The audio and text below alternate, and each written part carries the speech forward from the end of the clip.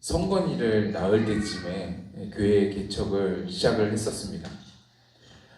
하경이를 낳을 때쯤에 저희 어머니께서 병환으로 돌아가셔가지고 병환으로 돌아가시다 보니까 병원비도 많이 나왔겠죠. 네. 그래서 재정적으로 더 이상 유지하기가 어려웠어요. 저희 어머니가 중환자실만 한 달 넘게 계셨습니다. 네. 그래서 그때 같은 지방에 있는 목사님께서 저보고 이제 부목사로 들어오라고 말씀하셔서 서울과 그리고 또 인천에서 부목사로 사역을 하고 지금 부산에 내려와 있는 상황입니다. 서울에서 부산으로 부목사로 있을 때에 그 당시 담임 목사님의 어머니께서 연세가 좀 많으셨어요.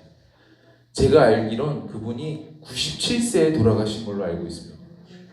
연세가 많아지니까 더 이상 집에서 살아가실 수가 없는 거예요. 2층 계단도 못 올라가시는 겁니다. 그래서 할 수 없이 요양병원에 들어가게 되셨습니다. 고향이 충남 공주 분이셔가지고 요양병원도 어머니가 살던 동네에 있는, 그래서 충남 공주에 시설이 잘 되어 있는 그런 병원으로 모셨습니다. 가끔씩 요양병원에 방문하시게 될 때면 거리가 멀잖아요. 서울에서 공주까지 가야 되니까요. 그래서 저에게 운전을 요청하시곤 했습니다. 그래서 함께 공주에 있는 이 요양병원을 가보는 거예요.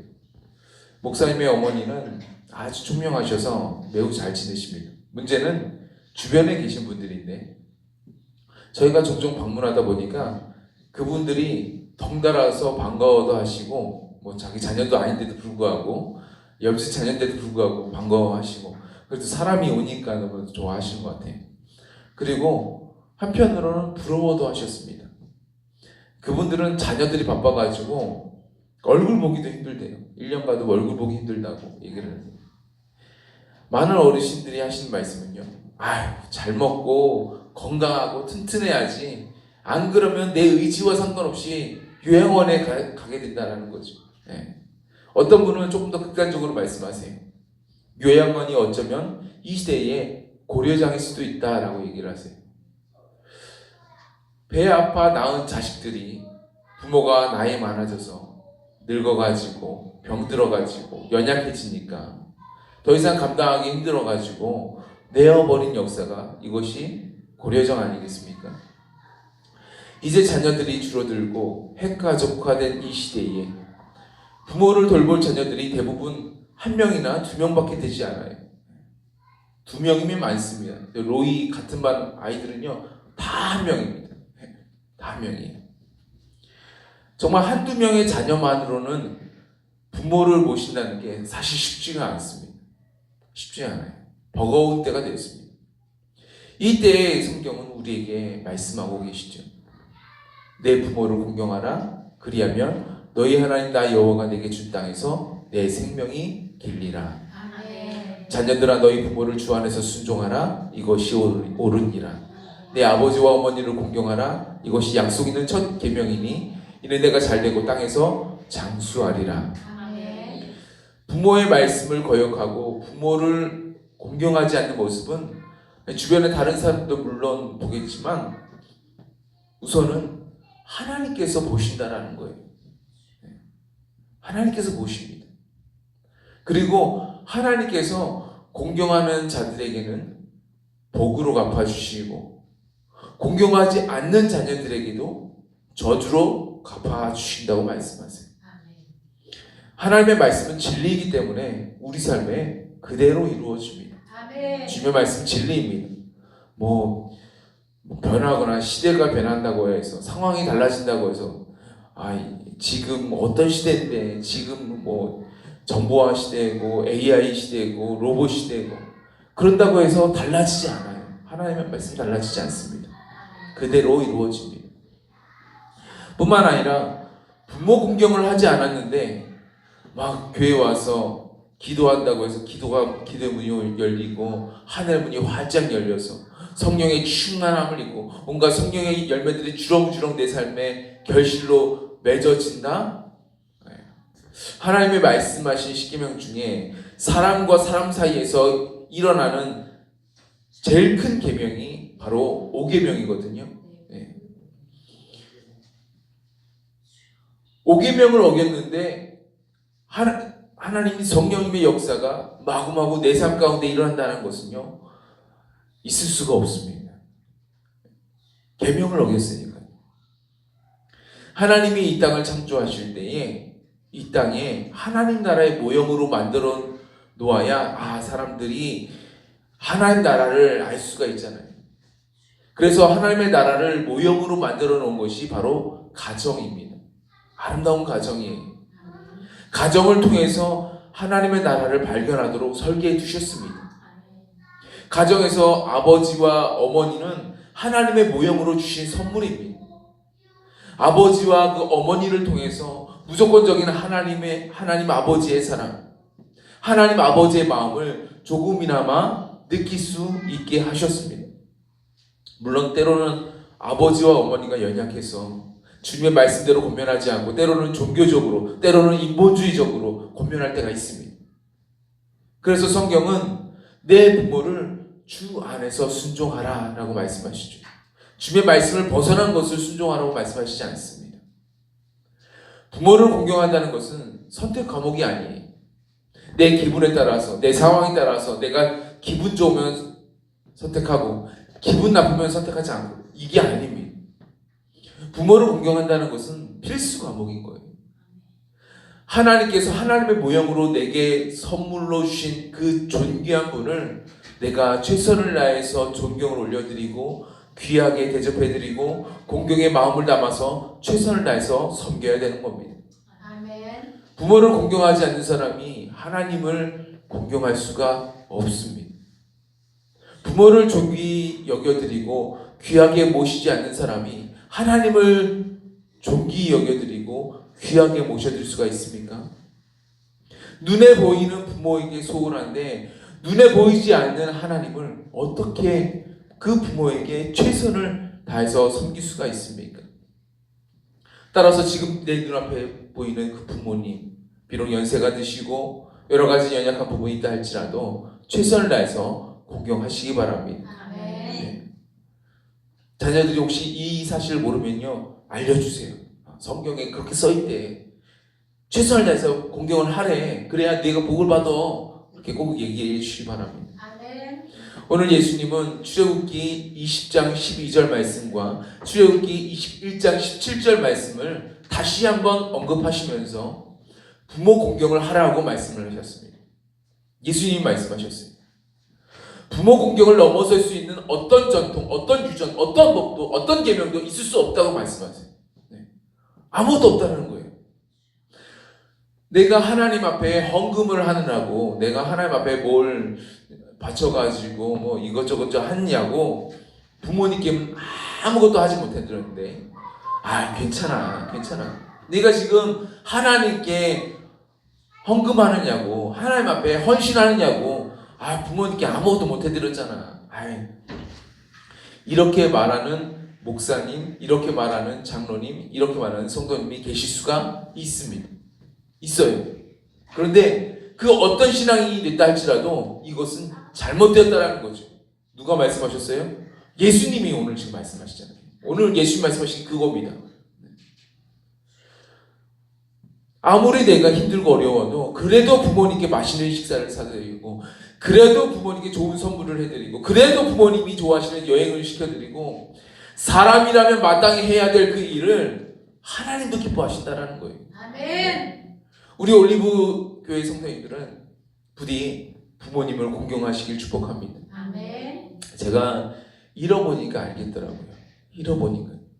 저는 부모님이 한도 끝도 없이 정말 내 주변에 늘 그대로 계시면서 저를 사랑해 주실 줄 알았어요. 내 주변에 늘 건강하게 잘 계시겠지. 아니에요. 그렇지 않습니다. 아까도 말씀드렸죠. 하경이 태어날 즈음에 저희 어머니께서 돌아가셨는데 그렇게 빨리 돌아가실 줄 몰랐습니다. 이번에 저희 아버지께서 직장 생활이 힘들다고 하시길래 제가 그만두시라고 말씀드렸습니다. 그래도 아버지는 내가 교회 세우는데 그래도 내가 힘이 되어야 되지 않겠니? 내가 보탬이 되지 않겠니? 라고 이제 얘기를 하시는데 괜찮다고. 당장 그만두시라고 말씀을 드렸습니다. 하나님이 어떻게든 먹이시고 입히시니까 그건 걱정하지 마시라고 말씀드렸어요. 저에게는 하나밖에 없는 부모님이라. 이제는 부모들 중에 한 분이 돌아가셨잖아요. 근데 하나밖에 없는 부모님이에요.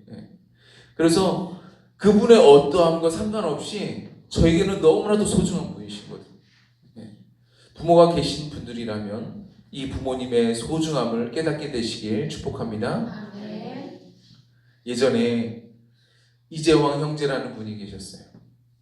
이분은 4살 때부터 선천적으로 근육병을 앓아왔습니다. 주변에 근육병 앓으신 분들 혹시 보셨나요? 저는 봐서 압니다. 그 아이가 제가 중고등부 담당할 때 중고등부 학생이라 가지고 더 압니다. 어머니가 교회를 업고 다니세요. 그 교회는 엘리베이터가 없었거든요. 업고 2층까지 올라갑니다.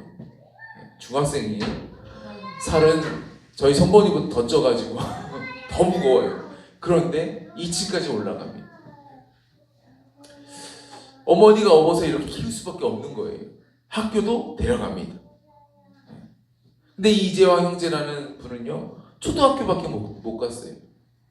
매일 중학생을 어떻게 업고 학교까지 데려갔다가 그냥 데리고 오는 그 정도가 아니라 데리고 어떻게 옵니까? 그 화장실은 어떻게 하고요? 병원에서 의사는 그가 20살을 넘기지 못할 거라고 얘기를 했습니다. 누가요? 이재왕 형제가. 그런데 하나님의 은혜로 버텼습니다. 근육병을 앓고 있는 사람을 일찍 죽습니다. 하나님의 은혜로 버텨서 혼자서 500편 가량의 찬양시를 만들다가 33살에 하나님의 부르심을 받게 되었습니다. 이재왕 형제에게 가장 힘든 시기는 20대였다고 합니다. 매일 무력감에 시달리고 매일 좌절감에 시달리고 매일 절망감에 시달리고 죽고 싶은 마음이 계속 찾아오는 거예요. 그런데 하루는 우연히 성경을 보다가 이 말씀이 눈에 띄었다는 거예요. 시편 2장 7절 말씀. 내가 여호와의 명령을 전하노라. 여호와께서 내게 이르시되 너는 내 아들이라. 오늘 내가 너를 낳았도다. 아멘. 이 말씀이 이재왕 청년 가운데 눈에 싹 들어오는 겁니다. 성령님이 이재왕 이 형제에게 임하셔서 말씀에 대한 깨달음과 감동이 막 밀려오는 거예요. 그가 자신은 저주받은 사람이고 그가 자신의 삶이 비참하다고 여겼는데 하나님이 다르게 말씀하시는 거예요. 제왕아, 내가 너를 낳았다. 너는 내 아들이다. 내가 너를 위해서 내 아들을 십자가에 못 박아 죽게 했다. 너는 매우 특별한 존재다. 이렇게 말씀하시는 거예요. 그날 그 형제는 이런 찬양 가사를 썼습니다. 제가 읽어드릴게요. 힘들고 지쳐 낭망하고 넘어져 일어날 힘 전혀 없을 때에 조용히 다가와 손 잡아주시며 나에게 말씀하시네. 나에게 실망하며 내 자신 연약해 고통 속에 눈물 흘릴 때에 못자국 난 그 손길 눈물 닦아주시며 나에게 말씀하시네. 너는 내 아들이라. 오늘날 내가 너를 낳도다. 너는 내 아들이라. 나의 사랑하는 내 아들이라. 아멘. 감사합니다. 역시 어버이 주일이라서 성령님은 이렇게 우리를 회복시키시는 영이십니다. 아멘. 내가 좌절하는 순간, 내가 절망하는 순간, 그 고통의 순간에 어김없이 하나님이 찾아오세요. 아멘. 그리고 말씀하십니다. 우리가 어떠한 사람인지 말씀해 주세요. 천지가 다 변해도 변하지 않는 사실, 우리는 하나님의 자녀라는 사실입니다. 아멘. 우리가 교회에서 어버이날을 기념해가지고 어버이 주일로 지키는 이유도요, 교회에서도 가정에서도 우리 부모님을 잘 공경하라는 차원도 있습니다. 제일 첫 번째 차원입니다. 근데 또 다른 영적인 차원에서도 있습니다. 정말 나를 낳아주시고 부모님이 나를 낳았다고 하는데 부모님이 나를 계획해가지고 어떻게 낳으셨나요? 아닙니다. 주님이 낳으셨습니다. 아멘. 부모님이 열심히 길러주십니다. 저도 오남매를 기르느냐고 수고를 많이 합니다. 그런데 제가 정말 기르나요? 아닙니다. 진짜 기르시는 분은요, 우리 하나님이십니다. 아멘. 제가 아이들을 사랑해 줍니다. 하지만 제가 할 수 있는 사랑은 한계가 있습니다. 진짜 우리 아이들을 사랑하는 분은요, 우리 하나님이신 거예요. 아멘. 주님이 정말 우리 아이들 한 사람 한 사람 돌보아 주십니다. 모든 아픔과 모든 시름 속에서도 늘 나와 함께 하시는 분, 부모는 없을 수가 있어요. 제가 정말 고통스럽고 제가 정말 힘들 때 부모는 없을 수가 있습니다. 그렇지만 우리 하나님은 늘 나와 함께 하신다는 사실을 기억하시라는 것입니다. 아멘. 우리 육신의 아버지와 어머니도 정말 최선을 다해서 나의 모든 삶의 도움과 동반자의 역할을 잘 감당하려고 정말 노력하고 계시죠. 애를 쓰고 계시죠. 인간인지라 비록 연약함이 있을 때도 있지만 그래도 나름대로 최선을 다하고 있습니다. 하지만 우리 하늘 아버지는요, 육신의 아버지와는 비교할 수가 없어요. 우리가 잘 모르고 깨닫지 못하고 느끼지 못하고 영적 세계에 둔감해서 그렇죠. 우리 하나님 아버지께서 우리를 얼마나 사랑하고 계실까요? 그 사랑을 이 땅에 보여주신 사건이 바로 예수 그리스도의 십자가 사건이 아니겠습니까? 요한일서 4장 9절 말씀. 하나님의 사랑이 우리에게 이렇게 나타난 바 되었으니 하나님이 자기의 독생자를 세상에 보내심은 저로 말미암아 우리를 살리려 하심이니라. 아멘. 하늘 아버지께서는요, 죄와 사망의 권세에 붙들려서 죄로 말미암아 죽을 수밖에 없는 나를 위해서, 우리를 위해서, 죄인된 우리를 살리시기 위해서 독생자 예수 그리스도를 이 땅에 보내셨습니다. 아멘. 그래서 주님이 Holy Sacrifice, 거룩한 제물로, 화목 제물로 드려지기 위해서 이 땅에 오신 거예요. 그래서 예수 그리스도를 믿고 그 보혈의 능력을 믿고 전심으로 주님을 의지하는 자에게 주님은 구원의 능력, 구원의 은혜를 우리 가운데 베푸십니다. 아멘. 저와 여러분이 오늘 마음으로 믿고 믿음으로 선포해야 될 사실은요, 나에게 육신의 아버지보다 더 크시고 더 위대하시고 더 사랑이 많으시고 더 충만한 은혜와 능력을 베푸시는 하늘 아버지가 있다라는 믿음입니다. 아멘. 우리 가슴을 한번 이 시간 좀 두드리면서, 세게 말고요, 답답하시니까 너무 세게는 말고요, 살살 두드리시면서 우리 자신에게 한번 알려줄까요? 그래, 나에게 하늘 아버지가 계시지. 다시 한번요. 그래, 나에게 하늘 아버지가 계시지. 한 번 더요. 그래, 나에게 하늘 아버지가 계시지. 네. 어떤 순간에도 이렇게 고백하시기 바랍니다. 그래, 나에게 하늘 아버지가 계시지. 아멘. 잊지 마세요. 당신은 혼자가 아닙니다. 아멘. 여러분은 혼자가 아니에요. 하늘 아버지께서 저와 여러분과 함께 늘 함께 하고 계십니다. 아멘. 지금 상황이 곤란합니까? 어렵습니까? 위급합니까? 제 사촌 동생이 지금 백혈병으로 지금 건대병원에 지금 누워 있습니다. 저희 어머니가 건대병원에 종합병실에서 한 달 동안 계시다가 돌아가셨는데 그 건대병원에 지금 누워 있어요. 아주 위급한 상황입니다. 저희 부부도요, 개척을 하면서 이런저런 어려움을 겪어봤습니다. 한번 아내가 이런 말을 하더라고요. 여보, 정말 기적이 필요해요. 전 순간 놀랐습니다. 뭐요? 기적이가 필요하다고요? 네. 그 당시 성건이 소원을 키우면서 기저귀 값도 부족해가지고 기저귀 하면 놀라는 거예요. 기저귀가 비싸거든요. 네. 근데 아내가 말한 기적이 제 귀에는 기적위로 들렸던 거죠. 네. 그런데 나와 함께 하신 그 아버지 하나님을 신뢰하고 그 아버지 하나님만 믿음으로 바라보고 아버지 앞에 기도함으로 나아가니까요. 그 모든 고난에서 그 모든 환난에서 주님이 건져주셨습니다. 아멘. 서울에서도요.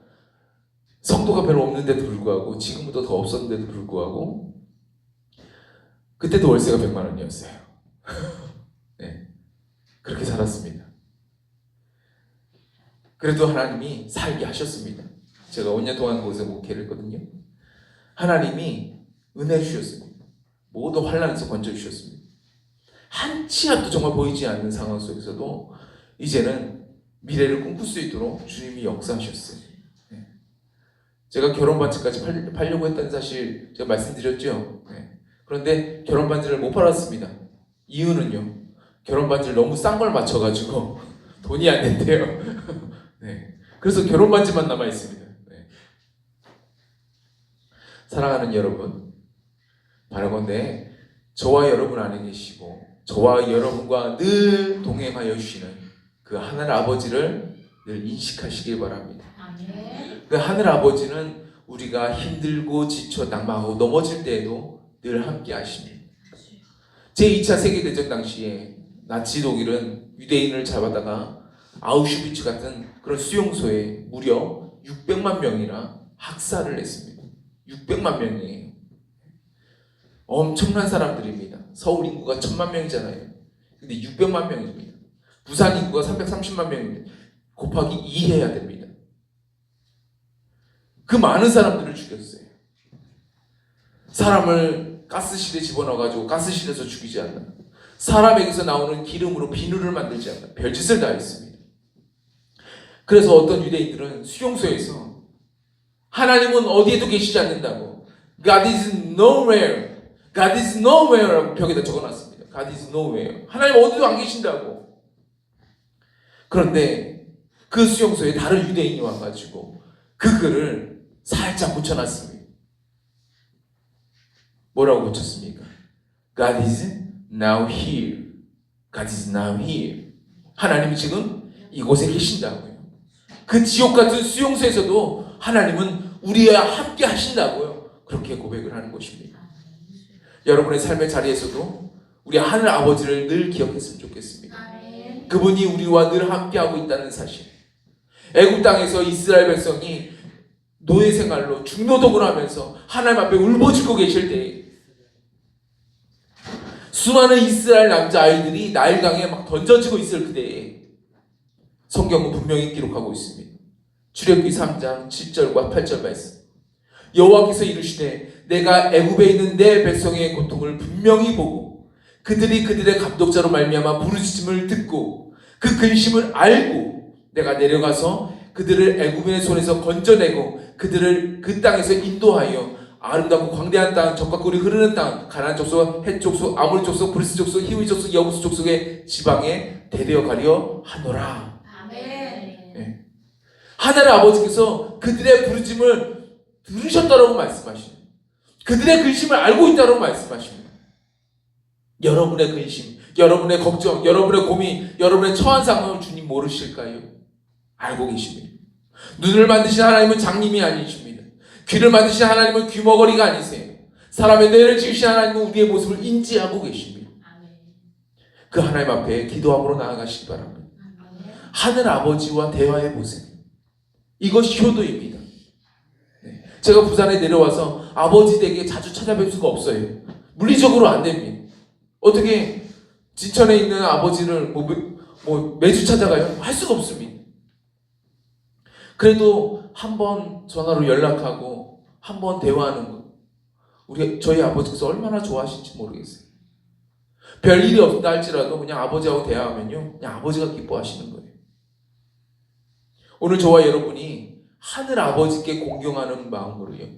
정말 효도하고 싶다면요. 먼저 하늘 아버지를 기억하시고요. 아멘. 그리고 하늘 아버지 앞에 여러분이 가진 고민, 여러분이 가지고 있는 마음, 여러분의 생각들을 한번 하늘 아버지께 고백해 보시기 바랍니다. 아멘. 그리고 내 이야기만 주구장창하지 말고 저희 아이들한테 전화를 걸면요 아이들이 자기 하고 싶은 일을 막 주구장창 뭐 얘기합니다. 나 이거 사줘, 나 이거 먹고 싶어, 나 이거 할래. 막 주구장창 얘기합니다. 그리고 이제 자기 얘기가 다 그러면 끊어 뚝 끊어 뚝이 굉장히 빠릅니다. 끊어 뚝 엄청 빨리 끝나요.